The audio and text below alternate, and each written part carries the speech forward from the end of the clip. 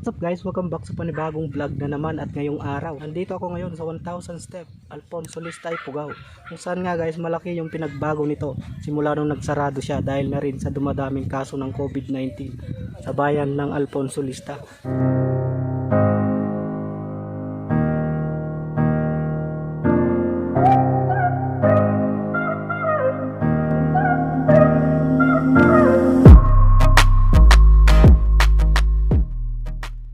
Guys, paakyat na nga tayo dito sa kanyang view deck. Yan, makikita nyo na yung view guys.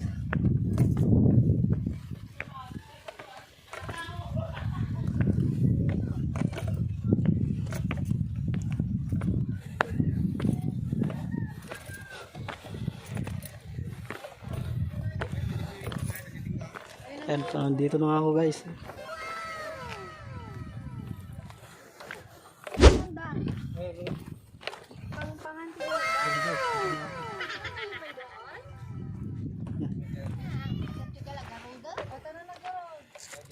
So guys, nandito na ako sa taas sa view deck. So tara, tingnan na natin to sa taas.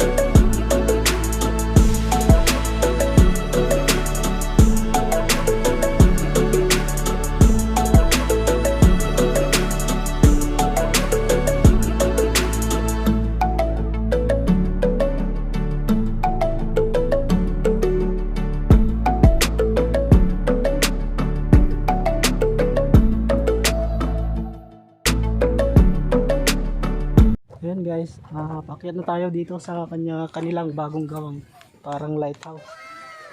Ayan, dun sa taas nila.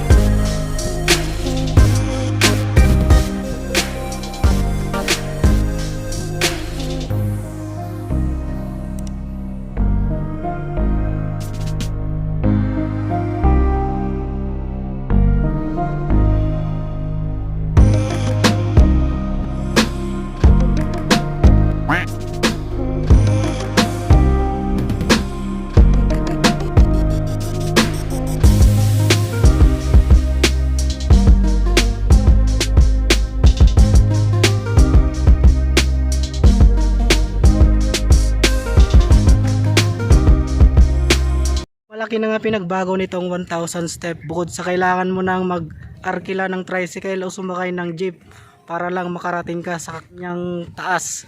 Kasi guys, hindi na pwedeng ipasok ang motor maliban na lamang sa mga bikers at sa mga nagbibisikleta. Yon, so dapat pumunta kayo dito guys. Iwan nyo yung motor doon sa barangay hall ng Santo Domingo, okay?